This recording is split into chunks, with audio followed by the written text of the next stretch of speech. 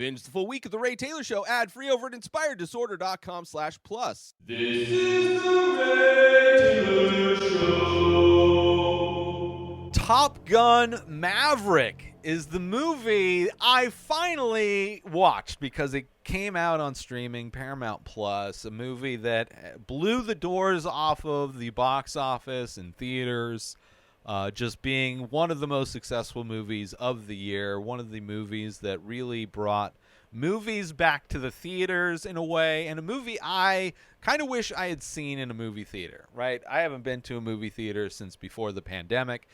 Basically just review whatever becomes available through streaming, and this one I've been avoiding hearing about.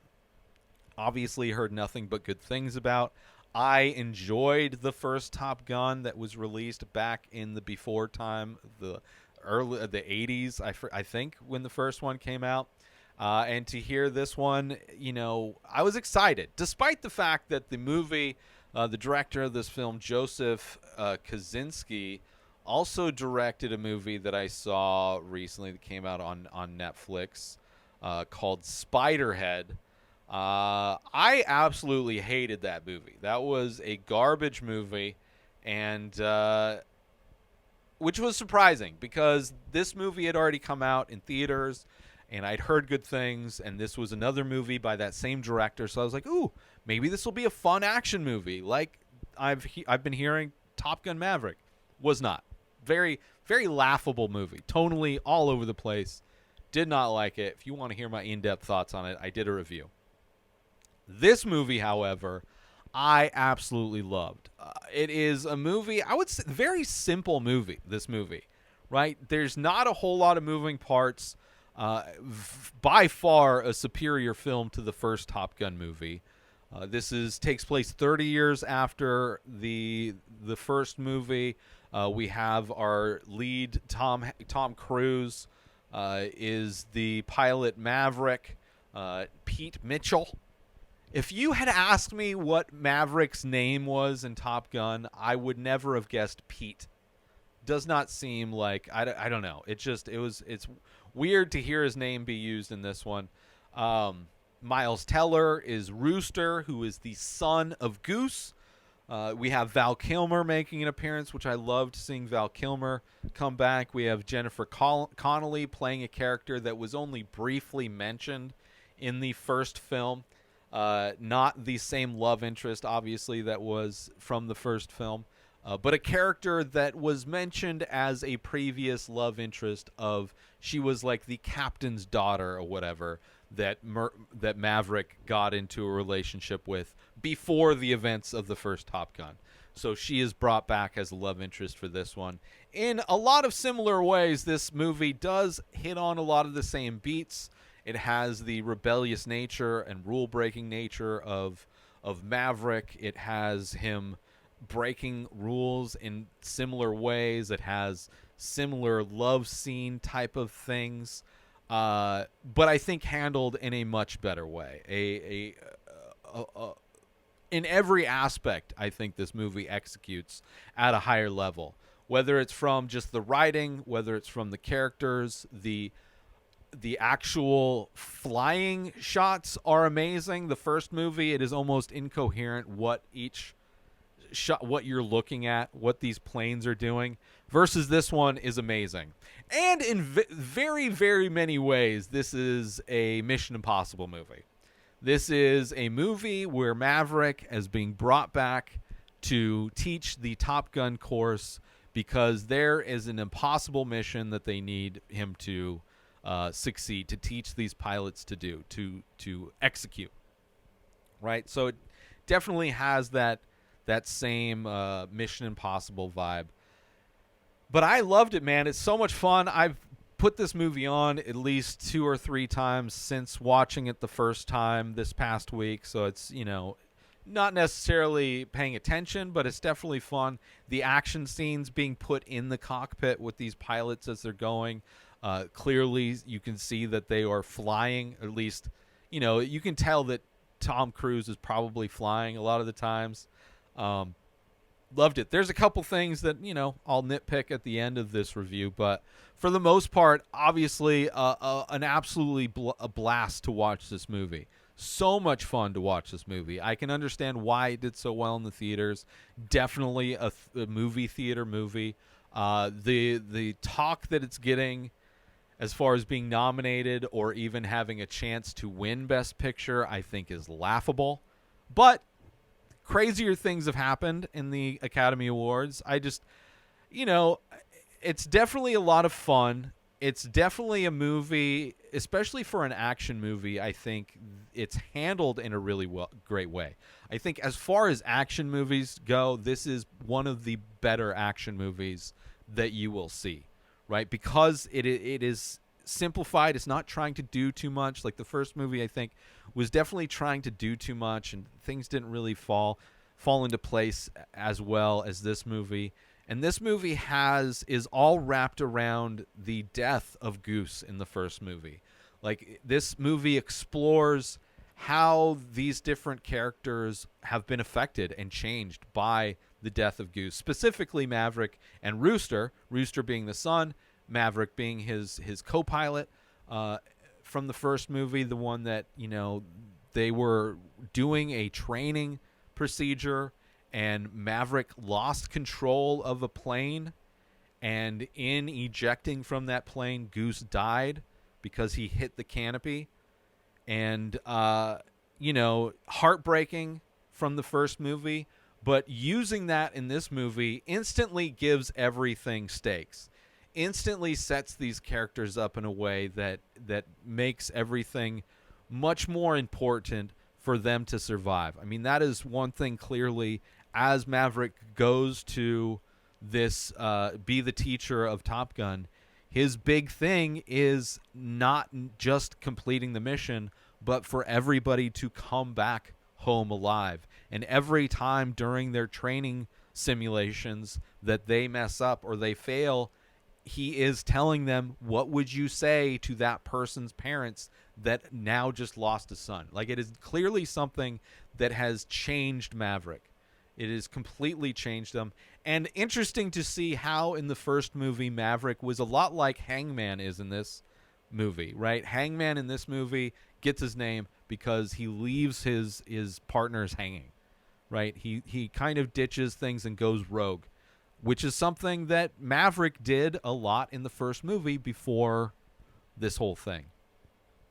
Also, I love that Val Kilmer is still around. Like, Val Kilmer's character Ice is the reason that Maverick is recruited to teach these kids because he was the second best in the class where Ice was the first. And writes in great how, Val Kilmer, the actor, is suffering from a lot of things and is a very different man than he used to be and is clearly been damaged by illness and cancer and things like that. The documentary Val is great, but it's great to see him in this movie, at least in a scene. He gets a scene with Tom Cruise, mostly communicates through text messages. And then, in this movie, I guess some spoilers. In this movie, he eventually passes away, and when he does, he was the only person protecting Maverick from the military who did not want to do anything with him because Maverick is such a loose cannon at times. Let's take a little break from the show to promote the benefits of Inspired Disorder Plus. So you go inspireddisorder.com/plus. Sign up, $5 a month. You get to binge the full week of The Ray Taylor Show ad-free. You get to watch all of the live painting videos I do. You get a special members-only discount and deals for all of the artwork and merch that I sell. You also get the complete podcast back catalog of every podcast I've ever produced, hundreds of episodes, countless different podcasts. You also get access to my personal blog. A new blog comes out every week. In addition to that, you get my creative writing that I'm releasing. You also get access to Asking Me Anything. 14 years of experience podcasting. I've been creating art my entire life. I've been using Photoshop since middle school, and you can contact me to ask me questions about that or anything else. So those are the benefits for signing up for Inspired Disorder Plus. And now let's get back to the show.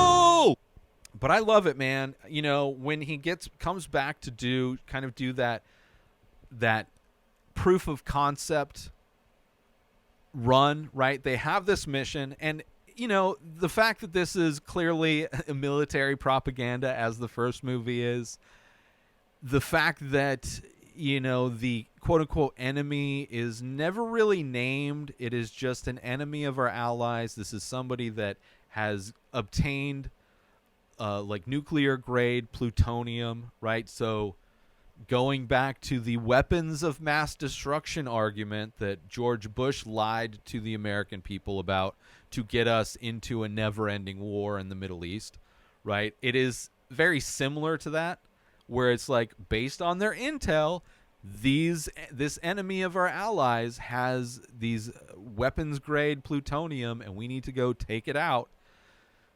So the fact that doesn't really go into naming, I mean, that is kind of what the military would dream. That is like their dream situation, to have this nameless, faceless enemy that they could just label as the enemy and never really get to know them in any way. But aside from the military propaganda, which this movie is, I think because it is kind of feels like a Mission Impossible thing, right? They're not going to kill people. They are going to destroy this place that this plutonium is being stored, right? And in doing that, it's in like this crazy like gulch or whatever, and they only have a certain amount of time. They have like these newer jets. They have all these missiles that are guarding the sky. And of course, just like in Mission Possible, there's one way they can get through. There's an air shaft, right? It's kind of in some ways even like Star Wars, where it's like we got to fly through these canyons really low to the ground. The max height is 100 feet off the ground, so insanely close to the ground, through these tight turns in this like river canal, right? So they can not be detected by the radar, not be detected by these missiles, and get to a place where they have to not only drop one set of bombs, but two sets of bombs into this place. So it sets up like, oh, okay, we know the mission's clear, what has to happen.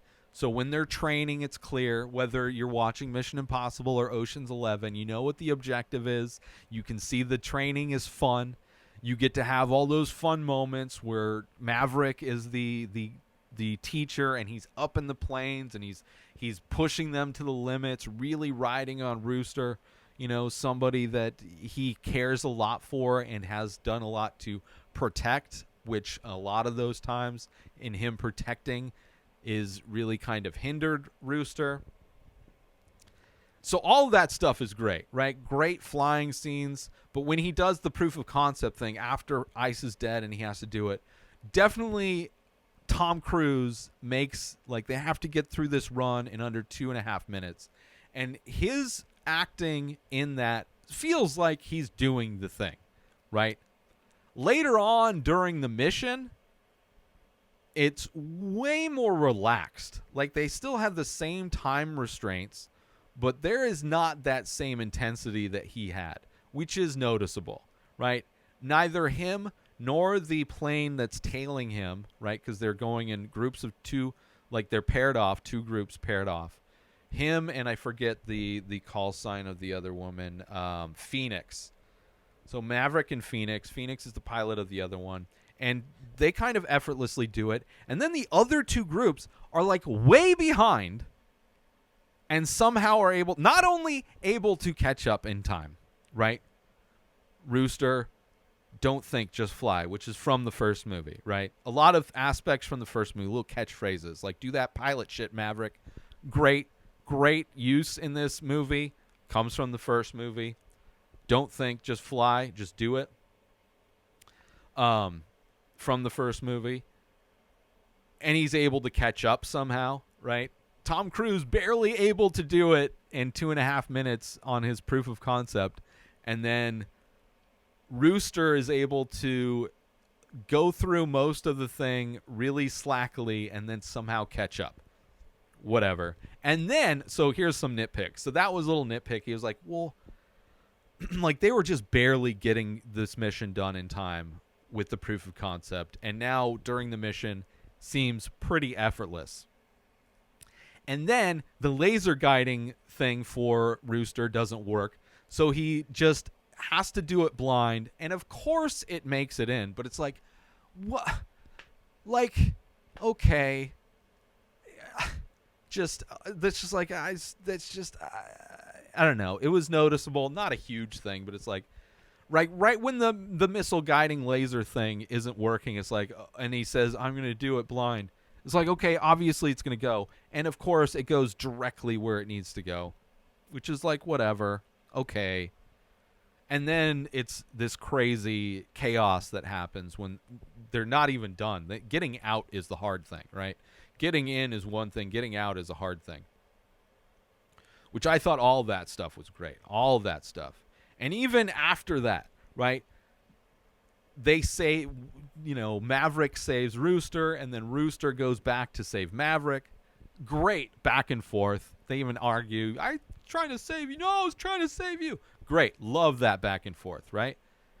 And even when they go to get in the old museum piece, right, which I think is another line from the first one, in this old fighter jet from the first Top Gun, pretending to be them, and then somehow get out. Little nitpicky, but not whatever. Maverick is able to take off in a much shorter runway than necessary, right? He's able to do magical things in these planes. Whatever. The other nitpicky thing, what was the other nitpicky thing? I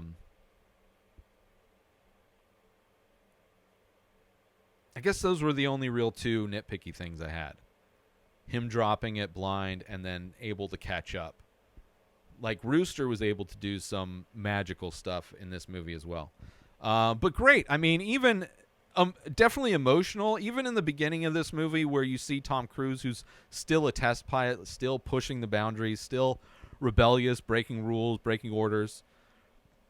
Right, he's trying to go Mach 10 in this new test plane and is somehow able to do it, and then tries to push it even farther, and then of course blows up. There's the scene with him going into a diner and asking where he is, and the kid's like, Earth. Like, it's a funny, great scene, right? Because he looks like he's a spaceman.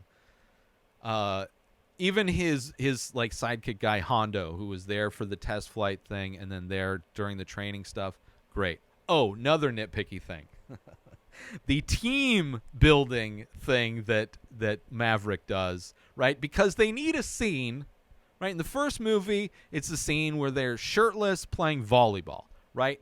A lot of criticism of the first movie, how it's, homoerotic or whatever. So they needed to change that up in this movie. They need to make it more manly, more alpha male, right?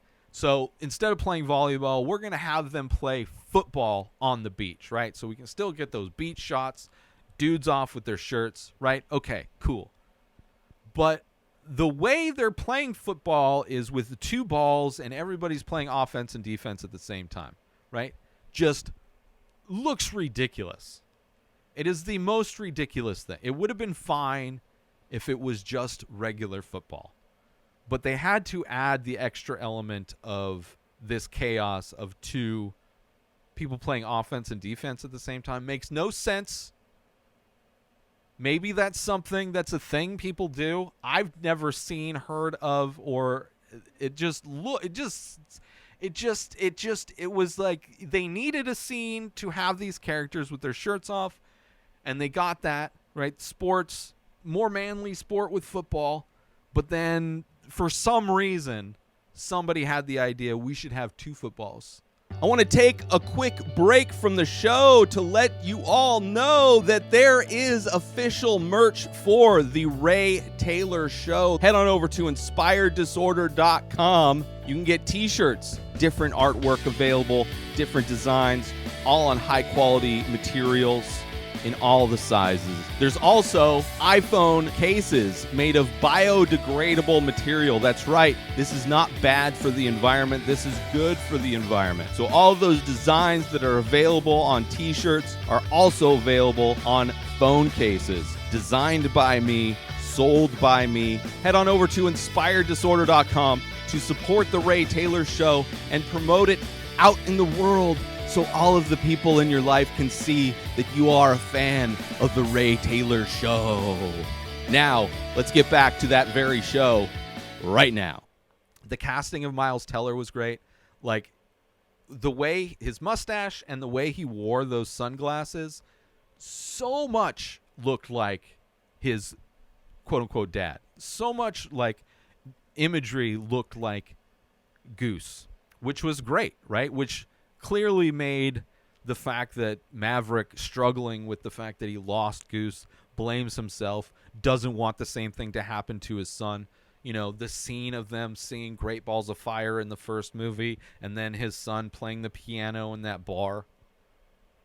Great. All that stuff's great. Don't really need to get into the other pilots necessarily. There's little introductions in the bar. We get to see a little bit of them. But the majority of the film is Maverick and Rooster dealing with this loss of Goose and how that's impacted both of them, how that's made Rooster a little bit tentative, right? Holding back, being way more cautious, how that's made Maverick way more concerned with the lives and safety of the pilots. And then you still have the people in charge really caring more about the planes than they are about the humans flying the planes. And it brings up the whole thing of, you know, drones taking over, which is like, this whole mission would have been easy if they had used drones, right? Like, have a drone fly in, drop the thing, and you can sacrifice the drone. Hell, you could just fly the drone into where the things are, right? Instead of putting people's lives and all this money for these planes at risk. Like, a drone they could have sent 100 drones to go execute this same mission, never putting a human life at risk. But we got to have this movie, right? We got to have a reason why there's pilots. We got to have a reason why, you know, Maverick has to go back and train these new top pilots to do this mission, this impossible mission. But I loved it. And even the Jennifer Connelly stuff, it really feels tacked on. You know, it's fine. I guess you have to have a love interest. It's a character that was only mentioned briefly once in the first movie, right? Penny, the daughter of a captain or whatever. And there's the thing with the daughter, don't you leave my mom again, right? And she takes him on extreme sailing, which that was fun. You know, it's fun, I guess, and it wasn't a big part of it, right? Just adding a little dash of romance to this action movie, right? Don't really care, but, you know, it's fun. There's a little back and forth fun in the bar, right? So it's got some fun moments to it. You know, it takes it away from just being about the pilots all the time. So I liked it, you know. I liked the action was a lot of fun. The simple nature of it. And really, you know, you have the fun moment in the beginning with the test pilot. You have the fun moment where they're kind of starting to do the training, and then you have Tom Cruise, you have Maverick pull off this thing in under 2.5 minutes. And then you have the actual mission, which is kind of crazy. And then there's the rescue mission that's crazy as well. And then even Hangman coming at the last minute, right? Like, on some level, you always knew there's no way they're going to kill these people off. But there's still that tension because you never know, right? You never know. And it was pretty great. Do that pilot shit, you know? That just him yelling that, and both of them, like, talk to me, Goose, talk to me, Dad. Don't think, just do. Like, all the little kind of catchphrases from the first one I thought were really good. It's not the plane, it's the pilot, right? And, you know, Maverick kind of showed that, flying that museum piece, which I thought was a lot of fun. Let's see if there's anything. Yeah,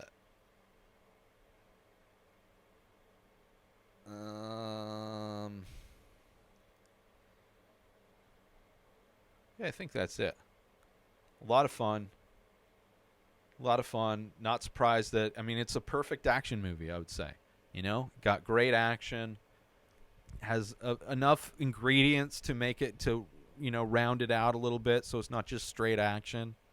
It's got the heart. It's got the instant, you know, stakes with Goose's death. I love that it really is a movie that honors Goose. It's a movie that also honored Tony Scott at the very end, shows respect. It had a lot of respect for the original movie. I think it improved on a lot of the things the original movie did. You know, honored Val Kilmer, brought him into the role back, you know, into the movie despite his situation. John Hamm played a great, you know, kind of the bad guy, similar to the first movie, you know, the Admiral. So all that stuff I really did enjoy. And even the other pilots are pretty fun. You know, Hangman, douchebag kind of a guy. But yeah, a lot of fun. Not surprising. Definitely surprising that Joseph Kosinski went from making this to making the complete garbage movie that is Spiderhead. But, you know, I'm excited. I love the Mission Impossible movies, so I would say this is definitely feels like, you know, it has that same kind of vibe as a Mission Impossible movie, but a little bit more simple, you know, which I'm fine with. Minimal, I'm good. Check it out if you haven't seen it. Obviously, I'm sure everybody's seen it that wants to see it, but it's great. I'm glad I finally got to see it. I see what the hype is. Will it be on my top 5 list of 2022? I will be doing my top 5 movie list here coming soon in the next coming weeks. So we will see, because it is a great movie. But there's a lot of great movies that came out this year, so I don't know where it'll find. But it was great. It was a lot of fun, and I'll probably be watching it more. I'll probably be putting it on multiple times in the background just because the action scenes are so much fun. It's so much fun. I wish, like, it makes me want to set up my projector and turn the volume up and experience it even more like it would be in a theater. But check it out, Top Gun Maverick, if you haven't. Way better than the first movie. A great movie. You don't need to see the first movie, but if you have seen it, all of the references, and it does a lot of stuff to honor the first movie and pay respect, and a great movie. Highly recommend it. Maverick. Top Gun Maverick. Maverick, Top Gun, Maverick, Top Gun Maverick. Top Gun Maverick. Do that pilot shit. New episodes of The Ray Taylor Show come out every single day. Subscribe on YouTube and everywhere our podcasts are found. Binge the full week over at inspireddisorder.com/plus. Buy Ray Taylor Show merch over at inspireddisorder.com. Have a wonderful day, everybody. Peace out! Today is the day where you wake up and you realize that everything that you've been dreaming about, everything that you've been wanting, every goal and wish and hope that you've ever had can become real. Dreams can come true. What you manifest in your mind, you can bring to reality.